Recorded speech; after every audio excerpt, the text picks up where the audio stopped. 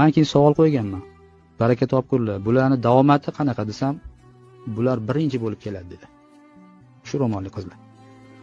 Bularni dedim, bahosi qanaqa dedim. Mana shu turganlarning hammasi 5 ga o'qiydi dedi. Ha, shunaqami dedim. Ha. Bularni ana shu fanni o'zlashtirish qanaqa dedim. Hammadan ko'ra bular zo'r o'zlashtiradi dedi.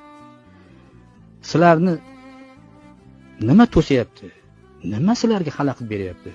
Desam, endi bular qarang mana haligida bular hozir ekstremistlarga o'xshab deydi qarang. Ro'mol o'rayapti deyapti. O'sha qizlar tirik. Shu qizlar tirik. Men maydonda turib aytganman, baraka topkurlar. Sizlar oliy ta'limni bu ro'mol bilan o'lchayapsizlarmi? Uni ro'moli bilan o'lchayapsizlarmi? Ro'moli bilan o'lchaydigan bo'lsangiz, qani boshqa qizlarimiz tursin dedim. Turdi bir o'sha qizlar. Bular dedim, diskotekaga kelganmi, yo nimaga kelgan bular dedim. Kalta kulta qizlar turishdi. Endi dedim, sizlarga dedim, bularni kiyimi kerakmi? Yoki bularni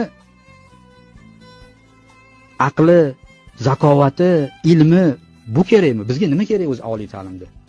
Biz agarda o'tirib olib turib hammani uni ro'moli unaqa ekan, buni unaqa ekan deb o'tiradigan bo'lsak, bu eng haligi bilasizmi? Bilmayman endi qanaqa davlatlarda bunaqa narsa bo'lish kerak o'zi aslida. Biz rivojlangan mamlakat bo'lamiz deyapmiz. Qayerda bo'lsa ham bizda bo'lmaydi.